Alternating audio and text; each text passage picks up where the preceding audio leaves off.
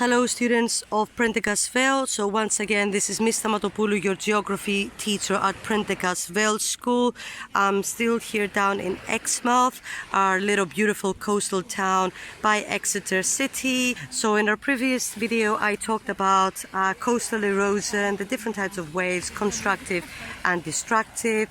I talked about the ways that waves can transport material by the process of longshore drifts, and I start talking a little bit about the coastal defenses or the different coastal management strategies that areas are putting in place in order to prevent properties from being destroyed by coastal erosion. So I gave you an example of a soft engineering strategy in our previous video, which was called beach nourishment. So in this video I will talk about hard engineering strategies, okay? And as we said, from the name you can imagine that these strategies are going to be quite effective, and I'm in a very good position to actually introduce you to 3 hard engineering strategies. So I'm in an excellent position here because I can introduce you to 3 different hard engineering strategies. So the first one is this very, very long wall that you can see across the coastline. So this wall here, it's called a seawall because its job is to actually prevent, okay, and reflect the energy of the waves. When the waves are crashing on the seawall is reflecting the energy back into the sea. So if I didn't have this strategy here, so if I didn't have the seawall and I had a really, really powerful storm with very massive, huge waves, okay, all these waves would probably end up on the roads, and in some occasions these waves could end up, okay, on these houses.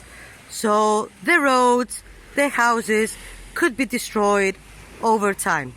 So in order to prevent that from happening, the local council, okay, obviously by the government's funding, they are creating these massive seawalls.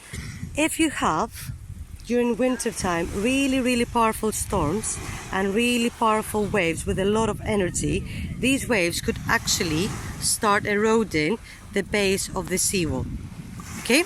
And if this keeps happening over time, the seawall could be destroyed, and it's something that local areas do not want that to happen, because seawalls could actually cost millions and millions of pounds. So in order to prevent that from happening, they use at the same area a second hard engineering strategy that we can see here, okay? So this is called a riprap. So these large stones are there to prevent coastal erosion and to prevent the erosion of the base of the seawall. So their job is to absorb the energy of the waves. So even if you have really powerful waves trying to hit at the base of the seawall, these big rocks will absorb the energy of the waves. And a third hard engineering strategy is that wooden structure over there. That is called a groin, okay? And we can actually see it's not in a really, really good shape, and I will explain that in a minute. So the purpose of a groin, it traps material from the process of longshore drift, because remember what I said before, you have the prevailing wind coming from that direction, so you will have a zigzag movement because of the process of longshore drift.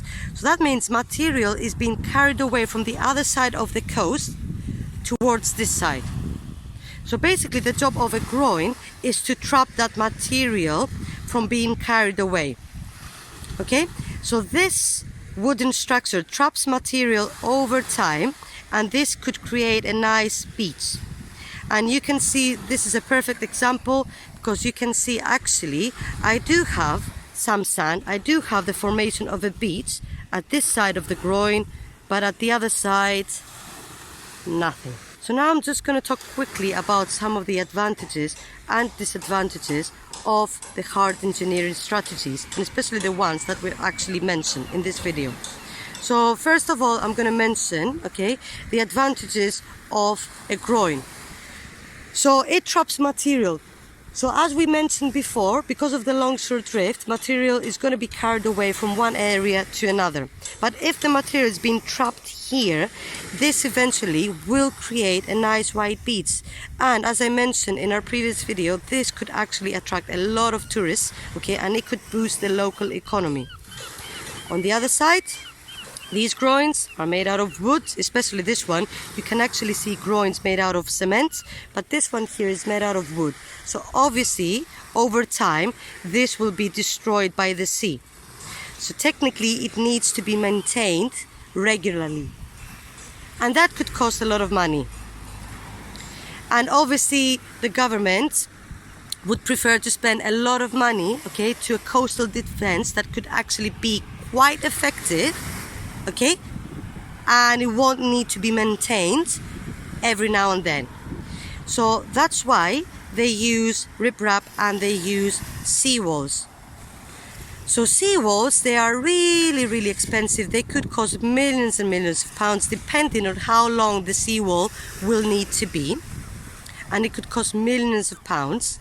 On the other hand, they're very effective, okay, in preventing an area from coastal erosion. Also, ripraps, so these massive stones that absorb the energy of the waves, again, a very effective strategy to prevent an area from coastal erosion. So really expensive, but very effective.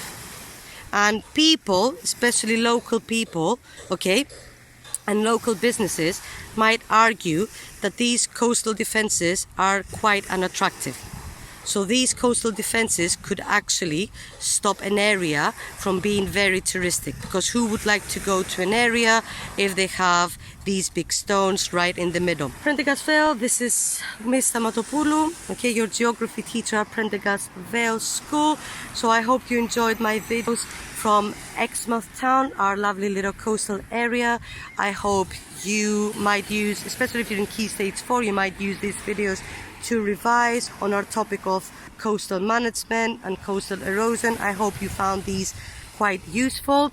Take care.